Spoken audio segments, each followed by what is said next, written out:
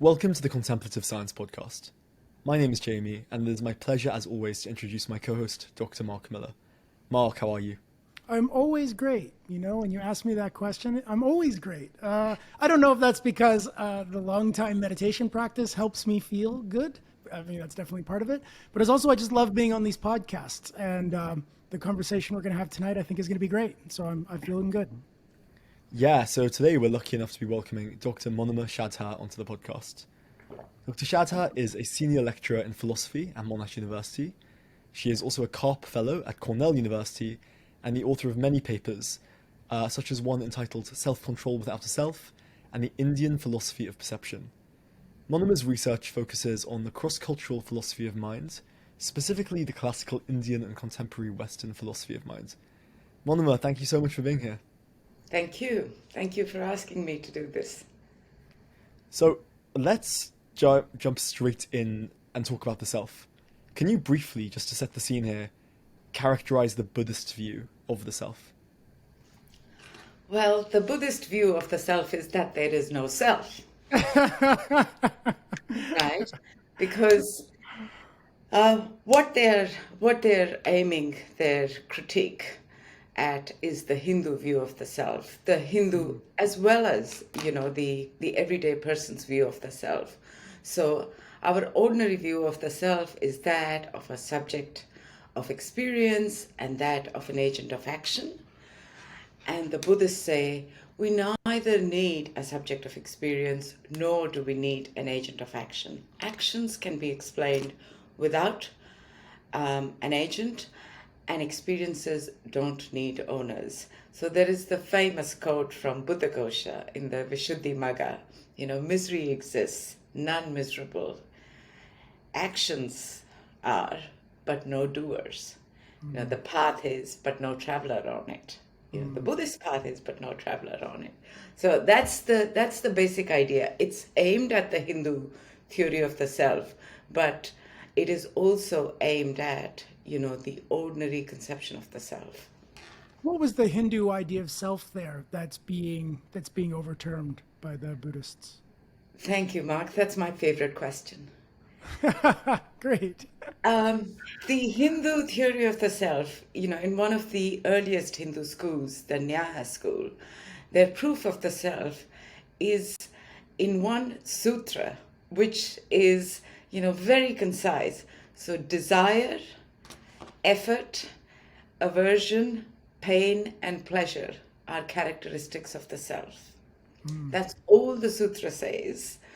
And as was, prominent, as was the tradition in Indian philosophy, what would happen it was an oral tradition, right? So the teacher would say the sutra, and then the students in the Gurukul would sit and work out how is this meant to be a proof for the self. And so, there are commentaries and commentaries written on these concise sutras. And the commentary on the Nyaya Sutra goes, so let's pick up the first characteristic of the self, desire. Desire, they say, one of the first commentators on the Nyaya Sutra, Vatsyayan, by the way, he also wrote the famous Kama Sutra.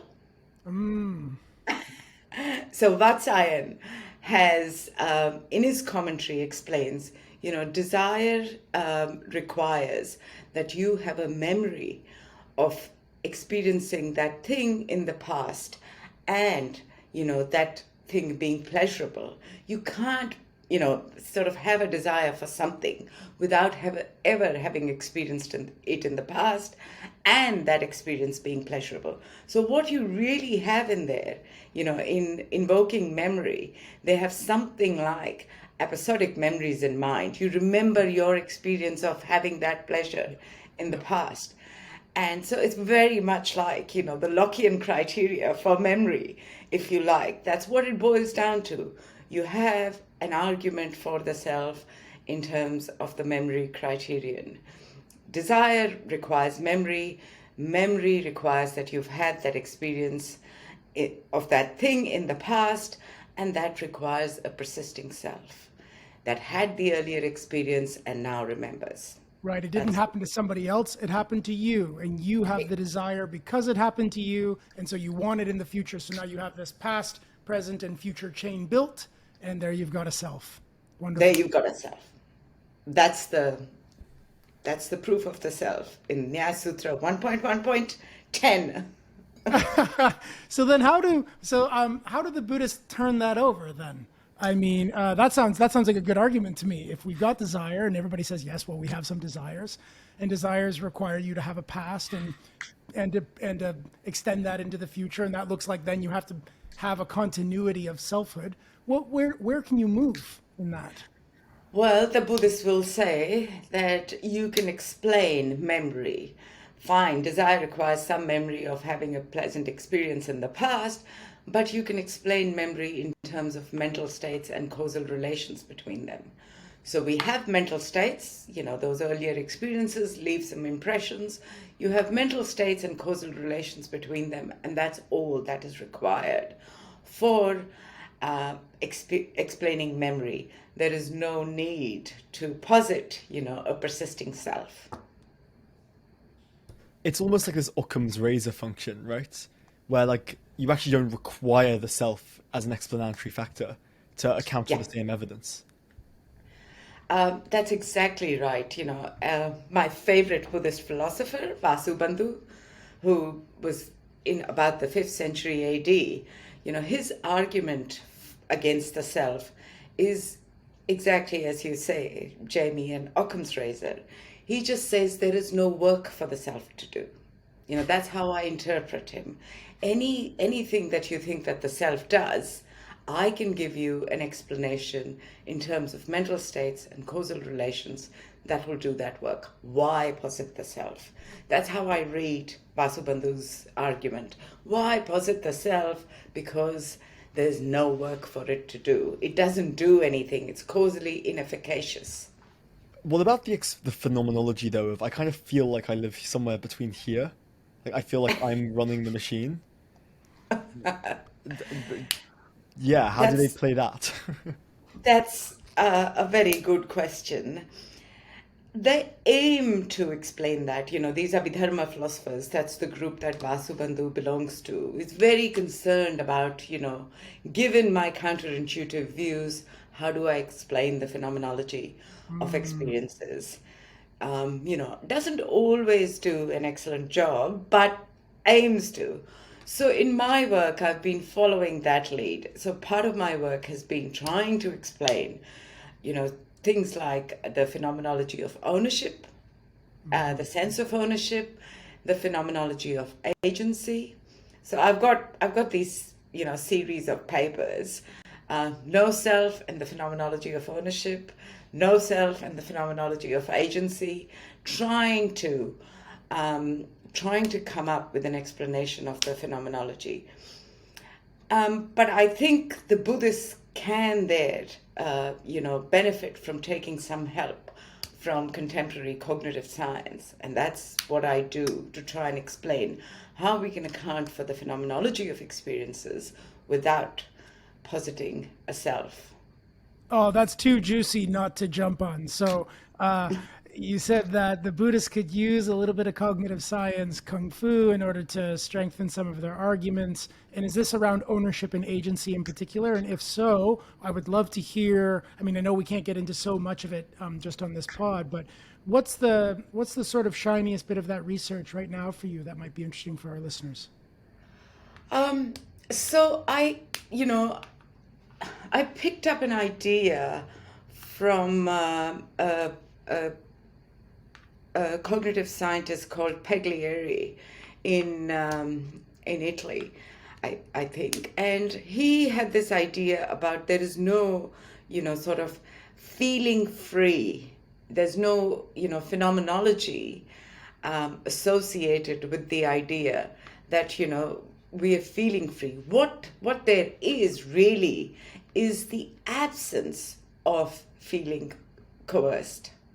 There's no positive phenomenology associated with the idea of feeling free. And what I did was I used that idea to, extend it to or generalize it to the feeling of agency. Is there a positive phenomenology associated with feeling that I am the agent?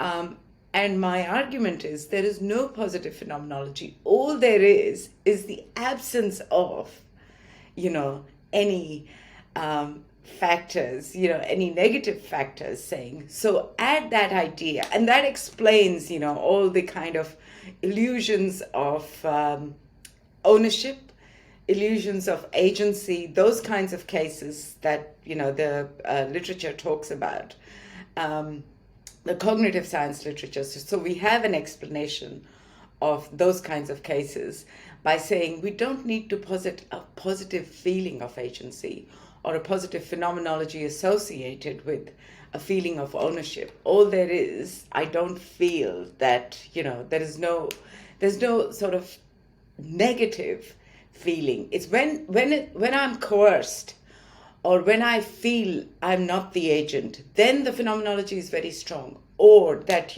my arm doesn't belong to me. So as in cases of somatophrenia, those patients have a very strong phenomenology that they will describe.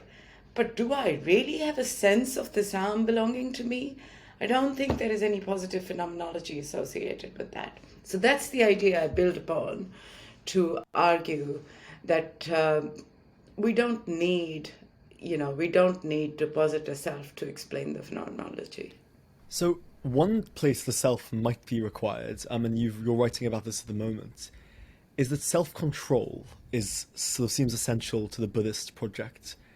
But it's not sure how we can make sense of self-control in light of the doctrine of no self, because again, the very basics of that scenario feel like there is a self who makes decisions, there is a self to be controlled or not controlled.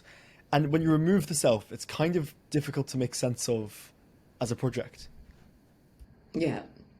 It was, it's some work that I have been doing with Sean Nichols, who's at Cornell now. And, the idea is Sean has been convinced about, the self for a very long time. In fact, I think he might be writing a book on the self. And so I've been telling him in the Vasubandhu spirit, you don't really need a self. So every now and then he comes up with a problem. So This we is the wrote. worst. You're the worst kind of colleague to have, who shows up and Yeah, bombs that's why your book. that's why I've been invited over. Yeah. So we he was worried about self-control. The Buddhists need self-control. Making progress on the Buddhist path requires, and lots of Buddhist texts talk about inculcating self-control. How are we going to make sense of this? And look, what Vasubandhu's strategy, as I said before, is to reduce the self to a set of states. So what we have is a set of states, a set of mental states, a set of desires. And the idea is, rather than having a self over and above the desires, so, a multi-level account if you want.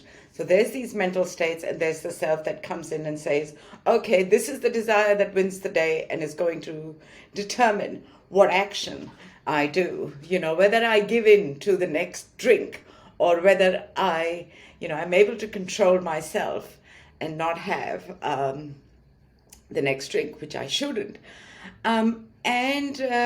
The Buddhist account is there's no such thing. All that happens is if you like, a competition between desires at that single level. And the Buddhist idea is that you have to train your psychology. And Mark, you would understand this. You have to train your psychology through meditation and knowing about the Buddhist texts. That the strongest desires, the desires that win out, the desire set you have, is in accordance with Buddhist values. So it's not sort of working on individual occasions and, getting self showing that you have self-control. The idea, it's a long-term project that you take on. And the idea is you you change your desire set in a way that your desire set over a period of time through Buddhist practice. And the practice involves, I think, more than meditation. Understanding the text, reasoning about the text is a very important part of the practice. And meditation is very important too. Right. That you change your psychology. So now that the desire set you have is the set that is in accordance with Buddhist values. So once you have that set, there is no need for the self to intervene on every occasion and say, hey, that desire needs to be suppressed. That one is what I'm going to act on. None of that is required. So Now, that's, I have a bit of a silly question, and I think you're probably going to answer it in the same way. yeah. So, desires compete against each other, and what we're training is we're training for good desires to be like good belief networks to be installed that drive good desire landscapes so that we act in good ways. But who is it that decides to train the different desires? Because we still said you train the desires so that they work correctly. But I guess maybe this is a cascading argument, because then is it the same thing at that level as well? Um, that's what I'm going to say. Yes, It is the same exactly. thing. I mean, some people, the question you're essentially asking is who makes the choice to travel on the Buddhist path? You know, Right, so right. it's sort of taking it back. Once you've made progress, then the project is kind of works on its own, so to say, Yeah, the yeah. mental states. But who is it that starts? Uh-huh. And I said there is just a path, no traveler on it. Yes. So, I mean, lots of people will say in the early stages of the practice, you can have the sense of the self, or you can have, people talk about the conventional notion of persons in the Buddhists too talk about them. But I think that's just missing the point of the no self.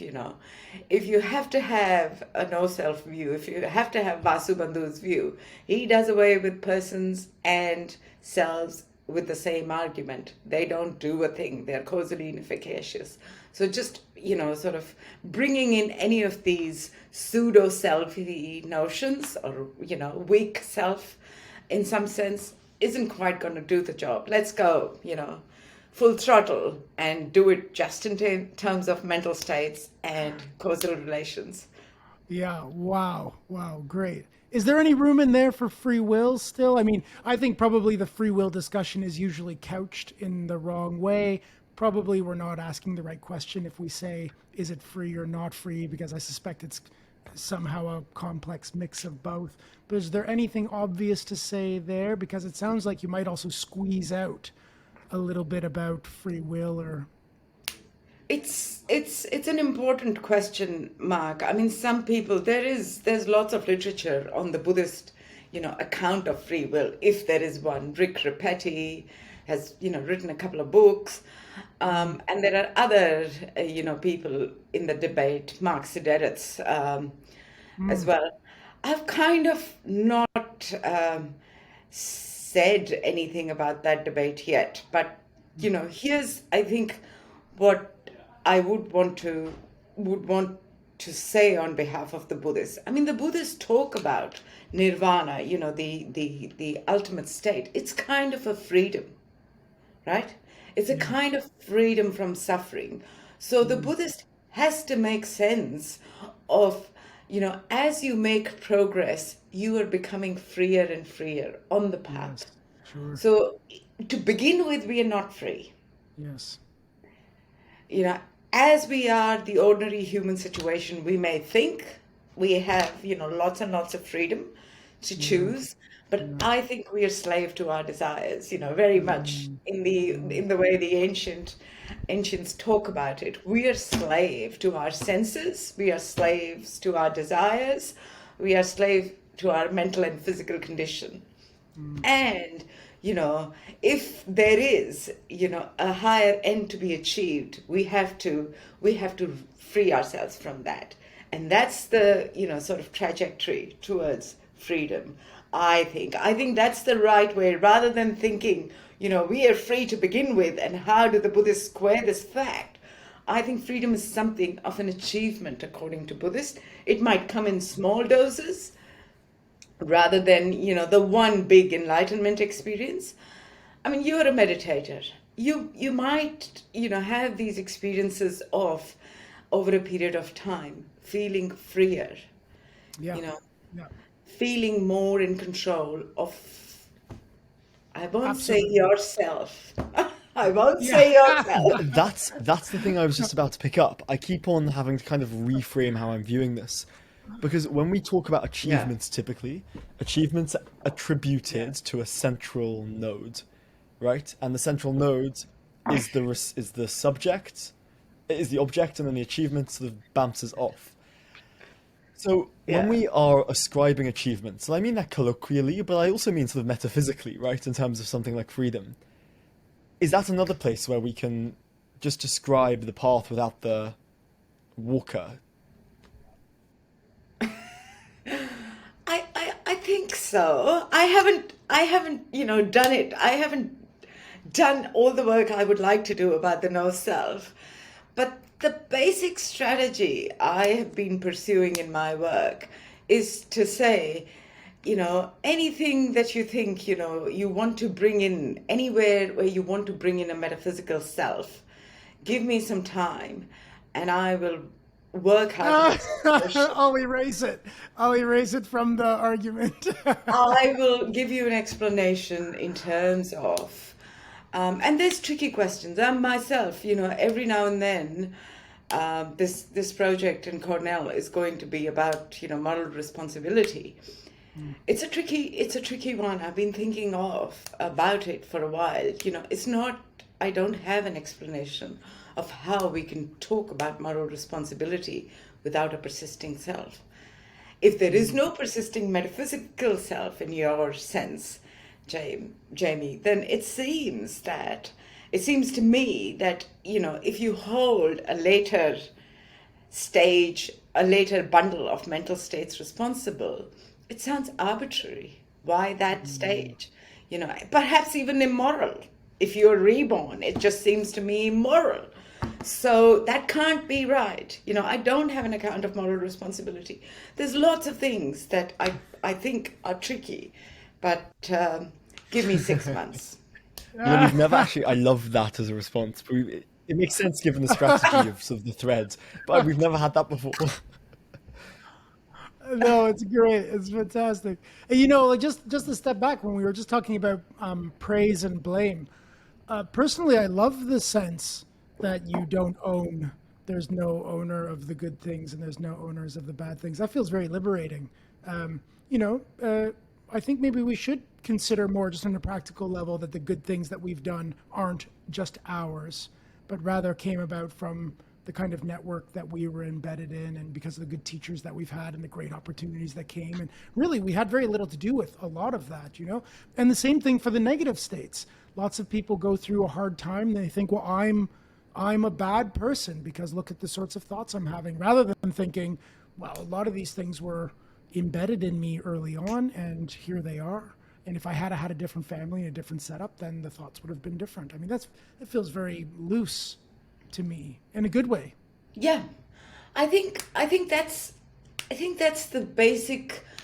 My sense is, when I first started reading Buddhist philosophy, there was one problem that used to worry me, and I'll try and formulate that for you. So one way of thinking about persons or about humans on the Buddhist way, and this is how I would explain it in my first year lectures, is think of us as bundles of physical and mental states, connected over time. So, my bundle at 3 is connected with my bundle at 30 and my bundle at, 60. But at any time, my bundle is also connected to lots of people that I interact with. It's connected to my parents, it's connected to my friends, it's connected to my peers, my students, as our networks grow. The kind of relation I have with my future self is causal relations, but I also have causal relations with other selves around me, right? My saying things causes mental states in your minds. So, there's a causal relation between us. So if my self-concern about my future is the basis of it is causal relation, then I should be equally concerned about others around me, because that's also a causal relation, right? It's the same kind of relation everywhere.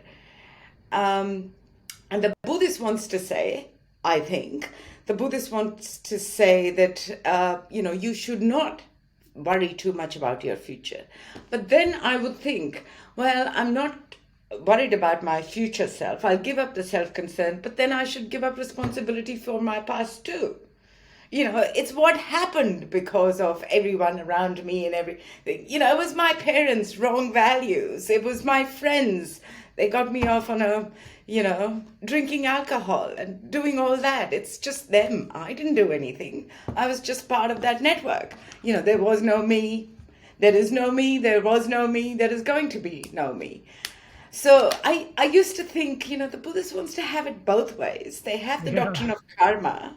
So they want moral responsibility. They want karma and moral responsibility, but they don't want self-concern. The Buddhist wants his cake and wants to eat it too. That used to be. So I like the way you said it, because I think, that's a worry with the Buddhists. And I think now that I'm becoming older and wiser, I am finally tackling the moral responsibility I was just issue. about to ask, how so?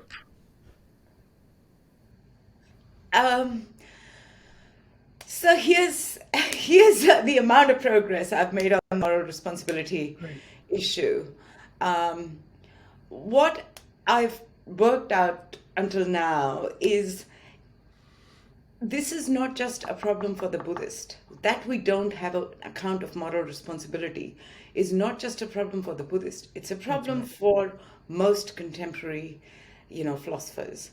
Yeah. Humeans, those who take the Frankfurt line, those who take the Parfit line, Parfitians, Humeans, Frankfurtians, if you like, Velleman and so on and so forth. All of them talk in terms of mental states.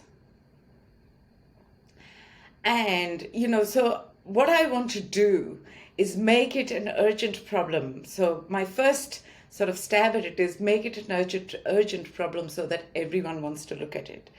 So Michael Smith, who's a philosopher at Princeton, used to be at Monash, he's got an account of a responsible agency, and he says responsible agency piggybacks on responsible believing, that's believing with good evidence, and responsible desiring. That is, your desires are revised in accordance with normative values, whatever, the set of normative values. But I think if they're talking in terms of mental states, who is the agent that is responsible? So the current strategy is to get everyone interested in this problem, to write something to get everyone interested in this problem so we can work on it together, and then say, maybe it is something where, we just have to give up on the Buddhist account, though I hope not. As I said, give me 6 months. I'll come up with a solution.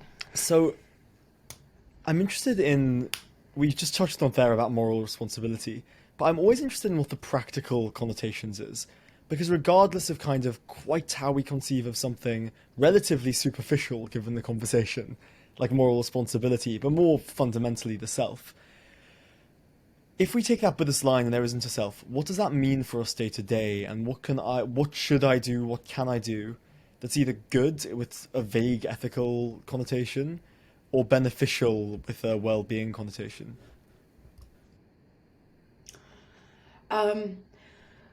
Good. I think, if we really take this line seriously about the Buddhist no-self view, it would mean a major overhaul of the way we do life. Wow. And, this is something I have kind of touched on in the last part of my book that's coming out with OUP, but not really,